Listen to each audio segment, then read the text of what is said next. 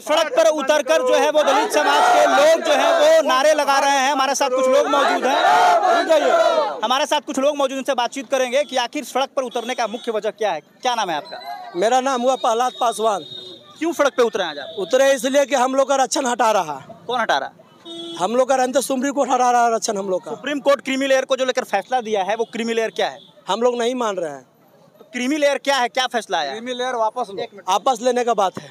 Creamy layer क्या है जो बात कही है सुप्रीम कोर्ट, आखिर वो है क्या जिसको लेकर आप लोग? डिवाइड एंड रूल है। डिवाइड एंड रूल है। दलित के बांटो और राज करो। अच्छा, क्या नाम है आपका? पॉलिसी है। मेरा नाम दिनेश रविदास हुआ।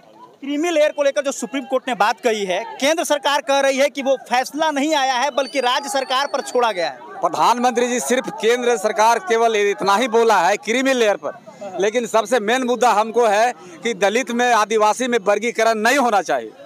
वर्गीकरण बंद करो। अच्छा, जब दलित के बांट दोगे, अभी तुम अपना कोटा पूरा नहीं किया है। मगध यूनिवर्सिटी में कितने प्रोफेसर है, कितना दलित आदिवासी जज है, कहीं तो आरक्षण आप पूरा नहीं किए हैं।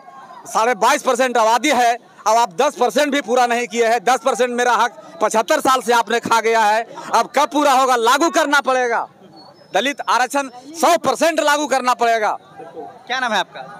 हमारा नाम हुआ बेबी पासवान। क्यों झंडा लेके सड़क पे उतरे हैं?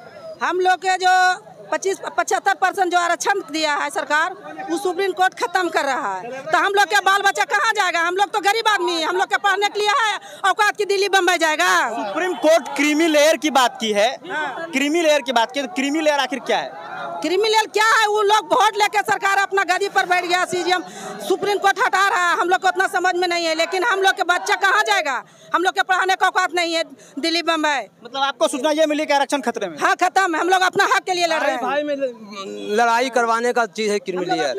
अब एसी में बांट दी गई, एसी एसटी में, तो क्या होगा? वो तो लड़ाई न होगा, वही चीज है। सुप्रीम कोर्ट कह रही है कि जो दलित समाज आरक्षण लेकर बड़ा बन गए हैं, जो उनको आरक्षण से हटा दिया जाए। अच्छा, अब हम कहना चाहते हैं कि जो पढ़ लिख गया है, कुछ जानकारी हो गया है, तो दलितों का लड़ाई कौन लड़ेगा? जो बेवकूफ रह गया वही लड़ सकता है।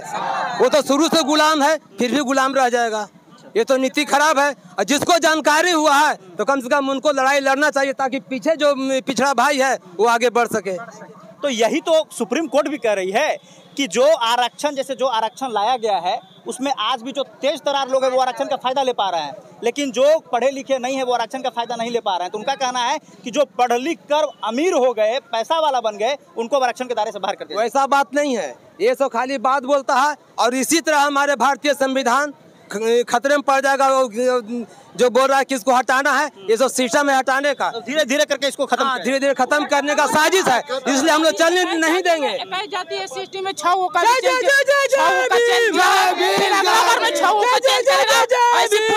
समाज का खत्म कर दिया जाएगा। संविधान रक्षा कौन करेगा? हम करेंगे। देखिए यहाँ पे जो है वो ट्रकों को अभी जो है वो रोका गया है, लंबी कतार लग गई है। भारत बंद का ये जीता जागता उदाहरण आप सीधे तौर पर देख सकते हैं। धन्यवाद।